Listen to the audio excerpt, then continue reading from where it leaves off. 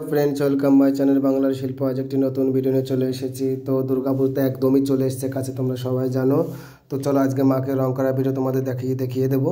তো প্রথমে আমি মাকে কি দেখো খড়ি মাটি করে নিচ্ছি। এটা 2 নম্বর খড়ি, 1 নম্বর খড়ি এটা নয়, একটু লাল লাল হবে, এটা সাদা পুরোটা সাদা হবে না। তো খড়ি মাটিটাকে প্রথম ভিজিয়ে তার ভেতর তেঁতুল পাউডার দিয়ে গুলে নিয়েছি। তেঁতুল পাউডারটা জ্বালিয়ে নিয়ে গুলে নিয়ে সুতির কাপড়ে সেটাকে আমি সেঁকে নিয়েছি।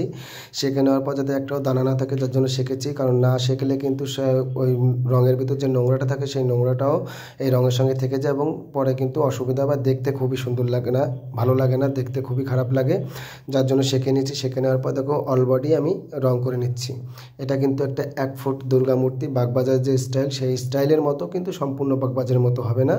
তো দেখো আমি এদের খড়ি মাটি প্রত্যেকটা জায়গায় করে নিলাম। করে নেওয়ার পর এই দেখো সম্পূর্ণ বডি মহিষাসুর, সিংহ, দুর্গা প্রত্যেকটা জায়গায় রং করে নিচ্ছি। ডবল পোজ দিয়ে নেওয়ার পর এবার আমি মায়ের গায়ের যে হলুদ কালার সেই হলুদ কালারটি করব।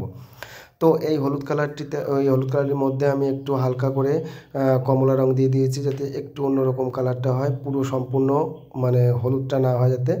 তো সেই রংটা গুলে নিয়ে তার ভিতরে তেঁতুল পাউডার, প্রত্যেকটা রঙের ভিতরে কিন্তু আমি তেঁতুল পাউডার দেই।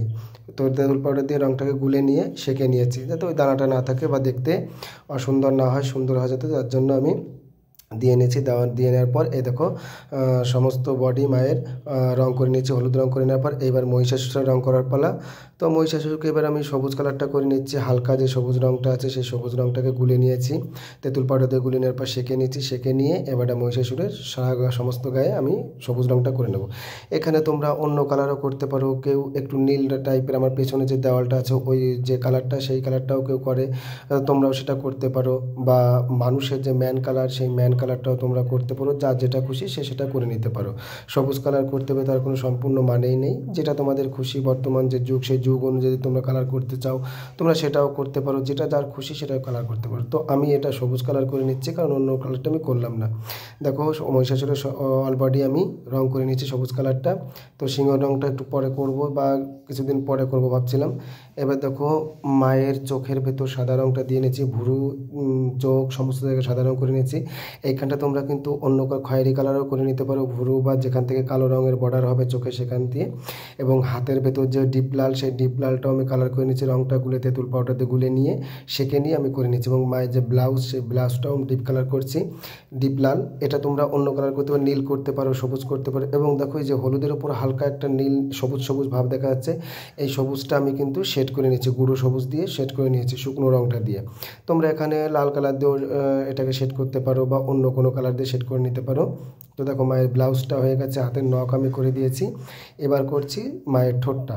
তো ঠোঁটটা এখানে পিঙ্ক কালার আর আমি দিলাম না, এটাকে আমি কমলা কালারটা গুলে নিয়েছি। গুলে নিয়ে মায়ের ঠোঁটটাকে করে নিচ্ছি। দেখো ঠোঁটটা করেছি। এইবার দেখো মায়ের সম্পূর্ণ লুক, চোখটা আমি করে নিয়েছি। হয়তো বা দেখতে খুবই সুন্দর লাগছে, আমার কাছে তো খুবই ভালো লাগছে। তোমাদের কেমন লাগছে তোমরা অবশ্যই কমেন্টের মাধ্যমে জানিও। আর এই যে মায়ের যে চুল সেই চুলটা আমি কালার করে নিচ্ছি, ওপর দিকটা কালো কালার করে নিচ্ছি। তো ফ্রেন্ডস আজকে আমার চ্যানেলে যারা নতুন এসেছে তারা অবশ্যই আমার চ্যানেলটিকে সাবস্ক্রাইব করে দেবে এবং পাশে থাকা বেল আইকনটি প্রেস করে দেবে, যাতে আমার সমস্ত ভিডিও তোমাদের কাছে আগে চলে যায়। এবং তোমরা আমার ভিডিও দেখার পর যদি ভালো লাগে লাইক কমেন্ট শেয়ার করে দেবে। তো আজ